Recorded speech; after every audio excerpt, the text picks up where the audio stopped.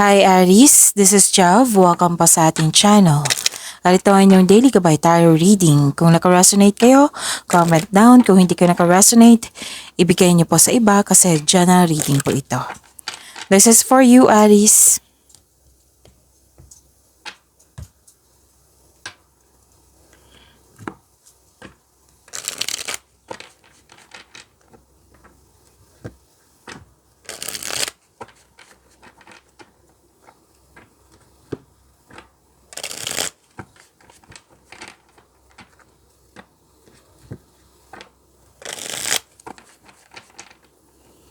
Para po ito sa inyo, Aries.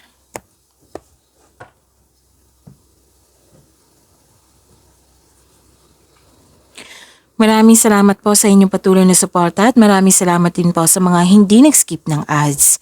Gamitin ang reading na ito bilang kabayan lamang sa mga hindi pa nag-subscribe. Subscribe na po kayo at click bell notification para malaman nyo na may bago tayong video.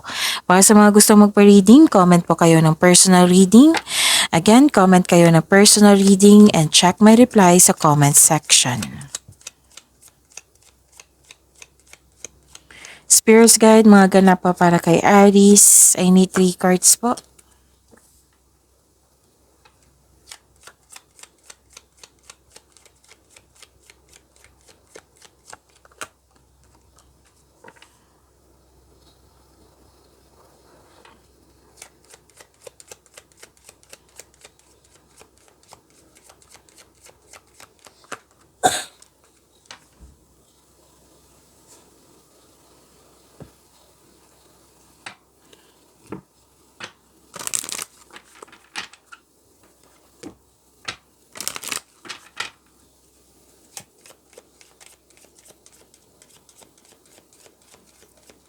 Spirits Guide, Angels, Archangels, Guardian Angels.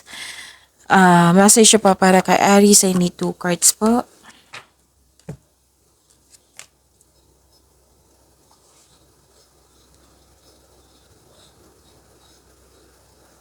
Aries, may biglaang pagbabago?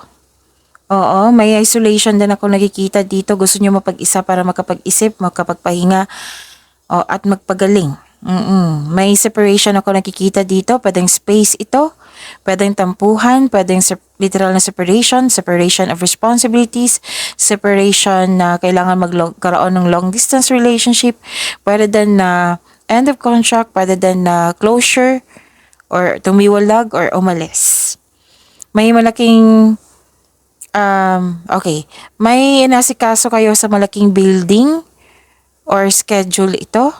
Pwede din na may concern kayo sa isang tao na mataas ang ego, mahirap kausap. At ang sobrang saya mo dito kasi may success. You're happy, Aries. Nakikita ko yung success, happiness mo. And this is a positive outcome. Wow, ganda, Aries. Oo, tapos yun, joy and happiness nakikita ko sa'yo dito and you deserve this happiness, Aries. Mag-ingat lang kayo sa isang tao ha, kasi parang may nag-provoke sa inyo. So wag niyo sirain yung moment nyo na may positive outcome, may success, and you're happy. So, may importanteng desisyon dito regarding sa inyong passion or importanteng ganap.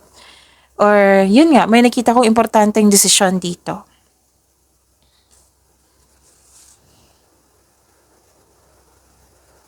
Wow, sabay-sabay natin basahin. 555, embrace change. Change is in the air. Embrace it as an opportunity for growth and transformation. Ganda, claim nyo ha, Aries. And soulmate connection, 444. Be open to meeting someone who resonates with your soul and brings deep love and understanding into your life.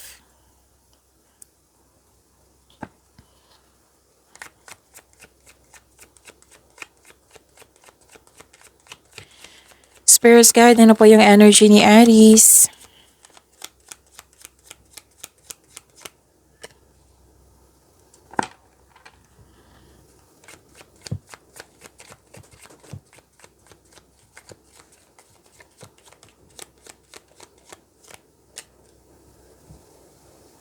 Kung may narinig kayo or may nakita kayong repeating message, pinupush ng cards nyo yan. Oo, like for example, nanood kayo ngayon ng May 12 and May 13 nyo na video reading, Aries. Tapos may napansin kayo na repeating message.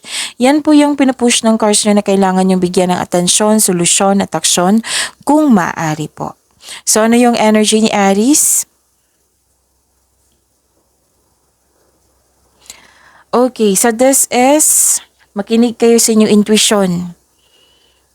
May nangyari po daw in-ignore nyo. Nag-overthink po daw kayo, so stop it. Overthinking or overanalyzing, so stop. You should stop kasi nakakadrain niya ng energy para kang nagtrabaho niya no for whole day. So makinig kayo sa inyong intuition, sabi po ng card. At maniwala sa inyong sarili. Magtiwala sa inyong sarili.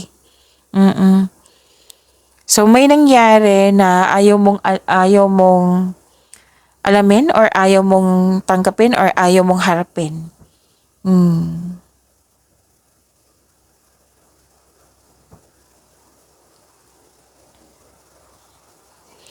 Pero nagkaroon ng releasing and letting go of grudges dito.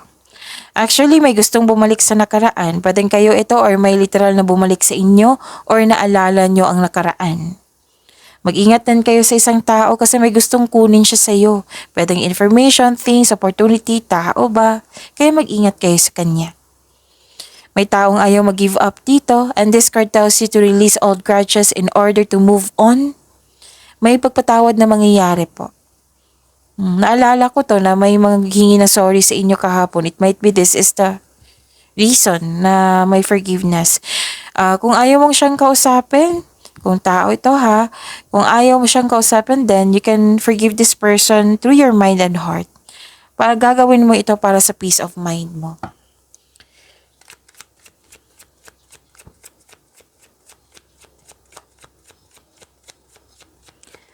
Spirits Guide, Career and Money ni Aries.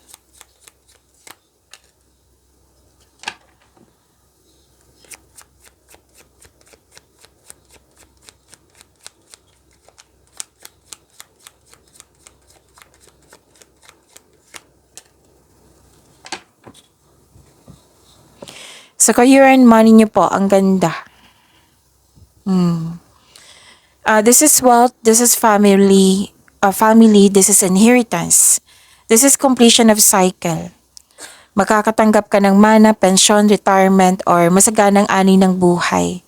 Nakikita ko rin dito, nag-spend time ka sa mga tao or sa family mo, nag-save ka para sa iyong sarili, nag-save ka para sa family mo, at pwede din may susuportahan ka ng isang tao, specific person, tutulungan mo siya. At may plano kayong ang group of people dito, I consider this as your family, nag-uusap dito. Pwedeng tungkol ito sa family business or magbuo kayo ng family business or yung family mo or group of people ay very supportive sa iyong mga plano sa buhay, sa inyong career and money. May nakita rin ako ditong business partnership or makipag-teamwork sa iyo, offer yung nakikita ko dito. At ang ilan sa inyo dito na gustong bumili ng property. So yun ha, maghingi kayo ng payo sa mga taong nirerespeto mo or mas patanda pa sa iyo or wiser. At please know this group of people ay very supportive sa iyo. At nakikita ko rin dito, huwag kayo magpasobra sa trabaho ha, lalo na sa pag-overthink. Be confident po. It's time to step out from your comfort zone if you're serious about your growth. So, may alok talaga. May alok akong nakikita dito. So, pwedeng sobra kayo sa kakaisip, sobra sa trabaho kasi na-burnout eh. So, be confident. Allow yourself na mag-rest. Kasi kailangan mo ng rest kasi napagod ka dito. Don't push yourself so hard. Sabi po ng card.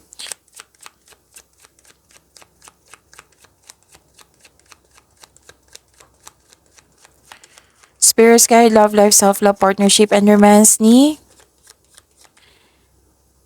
Aries.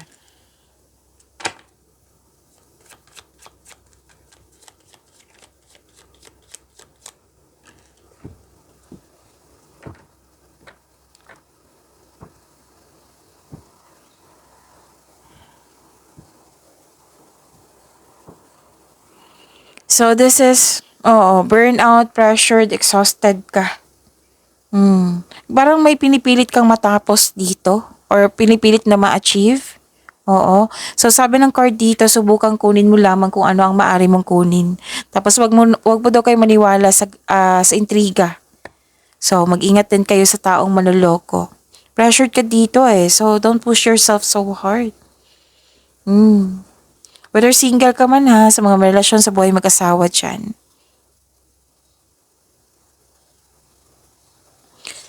And nakita ko dito na nagkaroon ng intellectual ambition. Oo. Tapos okay. Actually, yung parating sa inyo sa mga single dyan, parating na tao, napakatalino. It might be this is air signs, Gemini, Libra, and Aquarius, and fire signs, Aries, Leo, Sagittarius. Na napakatalino at matagumpay. At maganda din sa communication. Sa buhay mag-asawa sa mga relasyon, ginagamit niyo ang lohika kaysa sa emotion, mataas ang pasensya, pwede ikaw yung nagbigay ng pataas na pasensya or siya. Okay, pagyamanin niyo po yung blessings sa binigay sa inyo, Aries. See you tomorrow. Maraming salamat po.